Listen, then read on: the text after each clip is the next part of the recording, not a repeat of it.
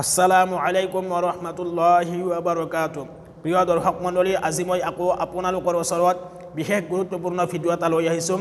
ইনশাআল্লাহ যদি ভিডিঅ'টো ভাল লাগে সকলো শেষলৈ চাব বুলি মই আশা ৰাখিলোঁ। আৰু আজিৰ ভিডিঅ'টো হৈছে পাক পবিত্ৰতাৰ ওপৰত। আৰু আল্লাহ ৰব্বুল ইজ্জত ওয়াল জালালে কোৰাণ শৰীফত ফৰমাইছে, ইন্নাল্লাহা ইউহিব্বুত তাওৱাবিন ওয়া ইউহিব্বুল মুতাতাহহিৰিন। ইয়াৰ ব্যাখ্যা হৈছে, তৰ্জমা হৈছে যে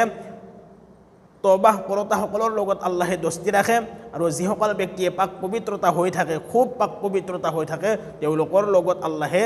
দস্তি ৰাখে। আন এটা হাদিছত আল্লাহৰ নবী সাল্লাল্লাহু আলাইহি ওয়াসাল্লামে ফৰমায়, আৰু এই হাদিছটো হৈছে মুছলিম শৰীফৰ হাদিছ, আত-তাহুৰু শাতৰুল ঈমান।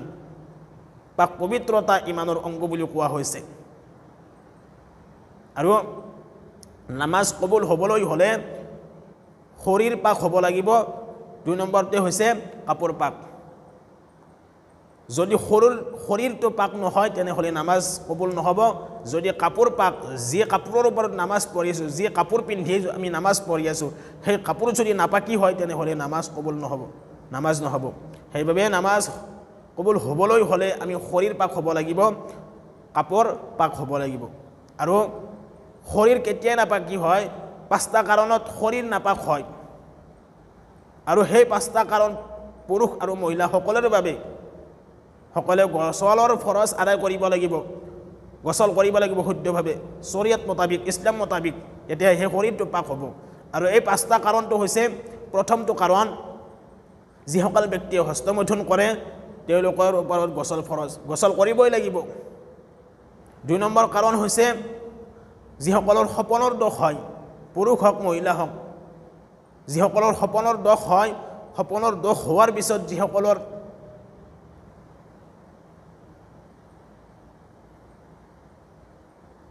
গম পোৱা যায় স্পষ্টকৈ যে সপোনৰ দোষ হৈছে, কাপোৰ দাগ বহি গৈছে, সম্পূৰ্ণ মনত আছে, তেনেহ'লে তেওঁৰ ওপৰতো গছল কৰা ফৰজ হয়, গছল কৰিবই লাগিব। আৰু ৩ নম্বৰ কাৰণটো হৈছে, স্বামী স্ত্ৰী মিলন হ'লে, মণি বাহিৰ হওক বা নোহোৱাক গছল কৰিবই লাগিব, তেওঁৰ ওপৰত ফৰজ হয় গছল কৰাটো। পুৰুষ হওক মহিলাক দুয়োজনৰ ওপৰত গছল কৰা ফৰজ হয়, দুয়োজনে গছল কৰিব লাগিব। ৪ নম্বৰ কাৰণটো হৈছে, মহিলাসকলৰ যেতিয়া হাইজ হ'ব, অৰ্থাৎ যেতিয়া মাহেকীয়া আৰম্ভ হ'ব, মাহেকীয়া ভাল হোৱাৰ পিছত, ইয়াত হাইজ বুলি কোৱা হয়, যিসকল মহিলাৰ মাহেকীয়া হয় সেই মাহেকীয়াক হাইজ বুলি কোৱা হয়। আৰু যেতিয়া হাইজ হোৱাৰ পিছত বন্ধ হ'ব, বন্ধ হোৱাৰ পিছত গছল কৰাটো তেওঁৰ ওপৰত ফৰজ হয়, সেই মহিলাজনীৰ ওপৰত। ৫ নম্বৰ কাৰণটো হৈছে, নিফাজ হোৱাৰ পিছত যেতিয়া বন্ধ হৈ যাব, নিফাজ অৰ্থাৎ নিফাজ হোৱাৰ পিছত যি ৰক্ত বাহিৰ হয়, সেই ৰক্ত বাহিৰ হোৱাৰ পিছত যেতিয়া বন্ধ হৈ যাব, বন্ধ হোৱাৰ পিছত তেওঁৰ ওপৰত গছল কৰা ফৰজ হয়, গছল কৰিবই লাগিব। আৰু হাইজৰ মুদ্দাৰ হৈছে ৩ দিন, আৰু বেছিতকৈ বেছি 10 দিন। ৩ দিনৰ আগতে যদি ভাল হয় তেনেহ'লে ইয়াক বেমাৰৰ ৰক্ত বুলি ধৰি লোৱা হ'ব, অৰ্থাৎ ইস্তিহাজা বুলি ধৰি লোৱা হ'ব। ৩ দিনতকৈ আগত যদি ৰক্ত বাহিৰ হয়, যেতিয়া মানুহৰ মহিলাসকলৰ হাইজ আৰম্ভ হয়, হোৱাৰ লগে লগে ইয়াৰ কমতকৈ কম মুদ্দাৰ হৈছে ৩ দিন, আৰু বেছিতকৈ বেছি হৈছে 10 দিন। ৩ দিনতকৈ আগত যদি কাৰোবাৰ ৰক্ত বন্ধ হৈ গৈছে তেনেহ'লে তেওঁৰ ইস্তিহাজা অৰ্থাৎ বেমাৰীৰ বাবে ৰক্ত বুলি ধৰি লোৱা হ'ব, আৰু সেই বেমাৰৰ বাবে নামাজো পঢ়িব লাগিব আৰু ৰোজাও ৰাখিব লাগিব। আৰু যদি কোনোবা মহিলাৰ 10 দিনতকৈ বেছি ৰক্ত বাহিৰ হৈ থাকে, তেতিয়া তাক বেমাৰৰ ৰক্ত বুলি ধৰি লোৱা হয়, যাক কোৱা হয় ইস্তিহাজা। ইস্তিহাজা মানে হৈছে বেমাৰৰ ৰক্ত, বেমাৰৰ বাবে সেই তেজ বাহিৰ হয়। যা হওক, ইয়াৰ বেছিতকৈ বেছি মুদ্দাৰ হৈছে 10 দিন, আৰু কমতকৈ কম 3 দিন। 3 দিনতকৈ আগত যদি কাৰোবাৰ ভাল হৈছে তেনেহ'লে তেওঁ গছল কৰি নামাজ পঢ়িব লাগিব, ৰোজাও ৰাখিব লাগিব। যদি নামাজ নপঢ়ে গুনাহগাৰ হ'ব, ৰোজা নাৰাখিলে গুনাহগাৰ হ'ব। আৰু যাৰ কোনো বেমাৰ নোহোৱাকৈ 3 দিন হাইজ হৈছে তেনেহ'লে তেওঁৰ বাবে নামাজ মাফ, কিন্তু ৰোজা পিছত ৰাখিব লাগিব। ৰোজা ৰাখিব নোৱাৰে, কিন্তু ভাল হোৱাৰ পিছত ৰোজা ৰাখিব লাগিব। আৰু যিসকলৰ 10 দিনলৈকে থাকে 10 দিন পিছত ভাল হয় 10 দিন শেষ হৈছে তাৰ পিছত ভাল হৈছে তেনেহ'লে সেই 10 দিনৰ নামাজ মাফ ৰজা পিছত ৰাখিব লাগিব সেই 10 দিন ৰজা ৰাখিব নোৱাৰে কিন্তু সেই 10 দিনৰ পিছত ভাল হোৱাৰ পিছত ৰজা কাজা কৰিব লাগিব অৰ্থাৎ নতুনকৈ সেই ৰজাৰ পৰিৱৰ্তে আকৌ ৰজা ৰাখিব লাগিব আৰু যিসকলৰ 10 দিনতকৈ বেছি হৈ যায় তেনেহ'লে সেই সময়ত তেওঁলোকে নামাজ পঢ়িব লাগিব আৰু ৰজা ৰাখিব লাগিব 3 দিনতকৈ আগত যদি কাবাৰ ৰক্ত ওলাই বন্ধ হৈ যায় 3 দিনতকৈ আগত তেনেহ'লে তেওঁ ৰজা ৰাখিব লাগিব আৰু নামাজও পঢ়িব লাগিব তেওঁ গছল কৰি ভালদৰে অজু কৰি আকৌ যদি তেনেকুৱা ৰক্ত বাহিৰ হয় আকৌ অজু কৰি নামাজ পঢ়িব পাৰিব তাত কোনো অসুবিধা নাই আৰু যদি কাৰোবাৰ কোনোবা মহিলাৰ যদি হায়েজ হোৱাৰ পিছত 3 দিন হোৱাৰ পিছত ৰক্ত বাহিৰ হৈ বন্ধ হৈ গ'ল 3 দিন হোৱাৰ পিছত 3 দিন হোৱাৰ পিছত যদি ফজৰৰ আগতে বন্ধ হৈ গৈছে তেনেহ'লে তেওঁ ফজৰ আগতে গছল কৰি ফজৰৰ নামাজ পঢ়িব লাগিব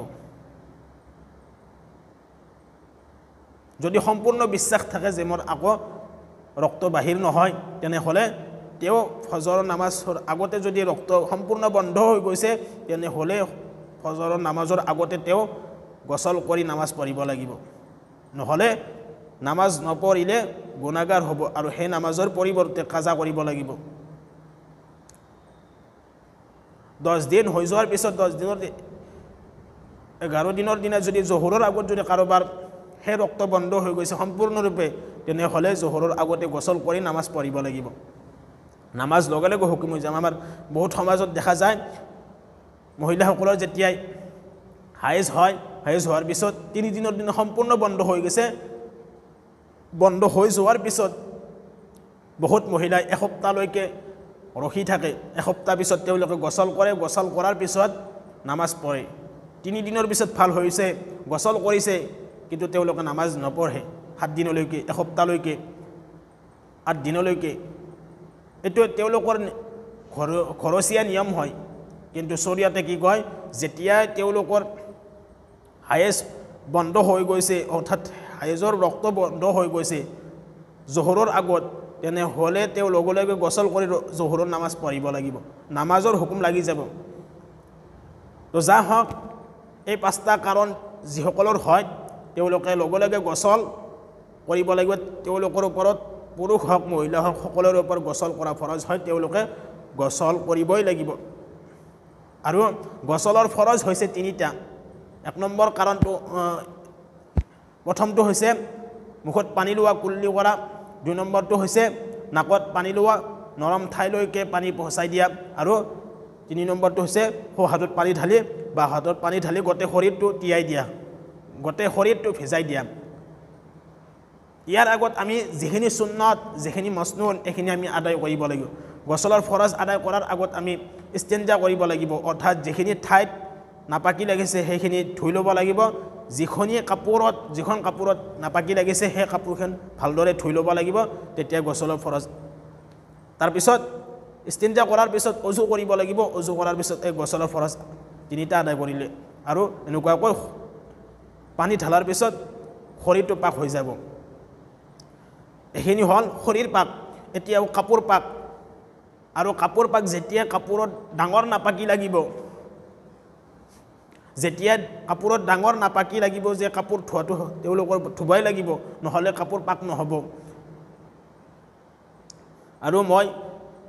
এই কাপোৰ পাকৰ বিষয় ক'বলৈ বিচাৰিছো যেতিয়া কাপোৰ নাপাক হ'ব নাপাক হোৱাৰ পিছত 3বাৰ ধুব লাগিব 3বাৰ যদি কোনোবাই নুধে মাত্ৰ এবাৰ ধুৱে তেনেহ'লে সেই কাপোৰ পাক নহব আৰু 3বাৰ ধোৱাৰ আগত যেতিয়া প্ৰথমবাৰ ধোৱাৰ লগে লগে তাক প্ৰথমবাৰ ধুই উঠাই আনি পেচিব লাগিব ভালদৰে আমাৰ অসমীয়া ভাষাত ঘৰচীয়া ভাষাত অতে দিয়া বুলি কয় অৰ্থাৎ 3বাৰ অতাই দিয়াৰ আগত প্ৰথমবাৰ যেতিয়া অতাই দিব তেতিয়া পেচিব লাগিব ভালদৰে আতিব লাগিব আকৌ বাল্টিঙত দিয়াৰ পিছত উঠাই আনি আকৌ আতিব লাগিব পেচিব লাগিব দুইবাৰ গুচি গ'ল আৰু তিনিবাৰ পানীত থৈ আকৌ উঠাই আনি পেচিব লাগিব ভালদৰে এনেকুৱাকৈ তিনিবাৰ ধুব তিনিবাৰ পেচিব লাগিব আৰু একে পানীত তিনিবাৰ ধুলে নহ'ব বেলেগ বেলেগ পানী লৈ তিনিবাৰ ধুব লাগিব একে পানীত যদি তিনিবাৰ ধুৱে তেনেহ'লে কাপোৰ নাপাক হৈ থাকিব পাক নহ'ব বেলেগ বেলেগ পানী ল'ব লাগিব তিনিবাৰ নতুন নতুন পানী ল'ব লাগিব পাক পানী ল'ব লাগিব প্ৰথমবাৰ পাক পানী ল'ব লাগিব সেইখিনি উঠাই আনি পেচিব লাগিব সেইখিনি পেলাই দিব লাগিব বাল্টিংটো ধুই আকৌ পানী দিব লাগিব পাক পবিত্ৰ পানী আকৌ সেই পানী উঠাই আনি আকৌ পেচিব লাগিব অৰ্থাৎ কাপোৰখিনি আতি দিব লাগিব ভালদৰে যাতে টপ টপ পানী পৰি নাথাকে দুইবাৰ গুচি গ'ল আকৌ সেই বাল্টিংটো পানীখিনি পেলাই দি আকৌ নতুন পানী দিব লাগিব পাক পবিত্ৰতা পানী দিয়ে কাপোৰখিনি আকৌ দিব লাগিব ধুব লাগিব ধুই কটাই আনি আৰু সেই পানী কাপোৰখিনি উঠাই আনি আকৌ পেচিব লাগিব এনেকুৱাকৈ তিনিবাৰ পেচিব লাগিব তিনিবাৰ ধুব লাগিব তিনিবাৰ বেলেগ বেলেগ পানী তিনিবাৰ ধুব লাগিব তিনিবাৰ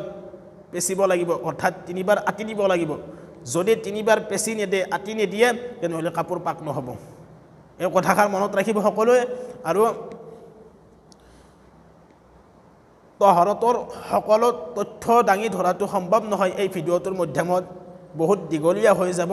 সেইকাৰণে মই সংক্ষিপ্ত হিচাপে শ্বৰ্টকাট হিচাপত আপোনালোকৰ ওচৰত বিশেষ কথাখিনি মই দাঙি ধৰিছোঁ আপোনালোকে যদি এইখিনিৰ ওপৰত আমল কৰিবলৈ চেষ্টা কৰে তেনেহ'লে বহুত ফাইদা লাভ হ'ব বহুত ফাইদা হ'ব ইনশাআল্লাহ শৰীৰটো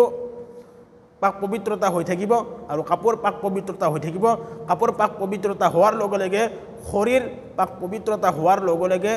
নামাজ আপোনাৰ মোৰ কবুল হ'ব নহ'লে নামাজ নহ'ব নামাজ কবুল নহ'ব